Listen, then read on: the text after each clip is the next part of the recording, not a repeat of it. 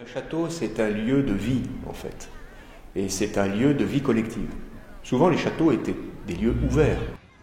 L'idée, c'était de faire un lieu où déjà tous les profils pouvaient se retrouver. Mais que ce soit un lieu où vous pouvez recevoir des petits-enfants avec les grands-parents parce que vous costumez les enfants en petits chevaliers. Ou vous faites un superbe concert avec le lauréat du concours Chopin.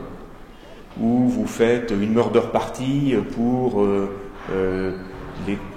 les gens qui ont entre 25 et 45 ans. Quand vous faites un spectacle son et lumière et que vous emmenez le public en promenade dans des coins inconnus du château, vous les emmenez dans la prison, la crypte, le parapet, la chambre du chapelain. Enfin, c'est encore différent d'une visite traditionnelle. Vous voyez, donc il y a plein de solutions très différentes. Quand vous faites une soirée aux chandelles, c'est la magie d'un lieu que de mettre 1 millier de bougies dans un château la nuit. C'est encore autre chose.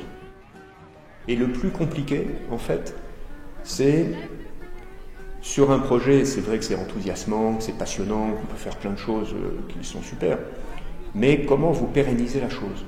Il est indispensable de faire rentrer des sous. On a recherché des activités qui étaient en synergie avec le projet. Donc on a créé des activités d'hébergement, de restauration, et là on lance un réceptif, donc un tour opérateur en fait, pour faire venir des gens à la pointe de la Bretagne. Dans le fonctionnement d'un lieu comme ça, vous avez deux choses.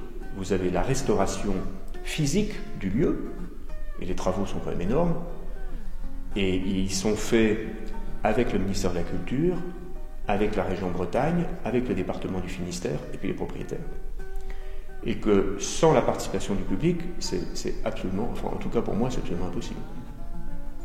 Donc, c'est évident qu'on se doit aussi de faire partager ça à tout le monde. Vous voyez, on ne peut plus logique. C'est cohérent et ça doit être donc pérenne. Chaque brique du projet est une aberration économique. Clairement, quand vous achetez un château, évidemment, les gens disent « vous êtes complètement cinglés ». Quand vous rachetez un bâtiment qui était l'ancienne mairie et que vous en faites un gîte, c'est la même chose. Quand vous rachetez la colonie de vacances qui était vide et dont personne ne voulait depuis plusieurs années, c'est aussi la même chose. Sauf que quand vous les transformez en des éléments qui s'imbriquent les uns dans les autres, ce qui est une folie au départ devient un tout innovant et original. Et puis en final, les gens disent oui, c'est vrai, c'était évident puisqu'il n'y avait rien. Donc il fallait faire comme ça. Le plus beau retour, c'est qu'ils reviennent.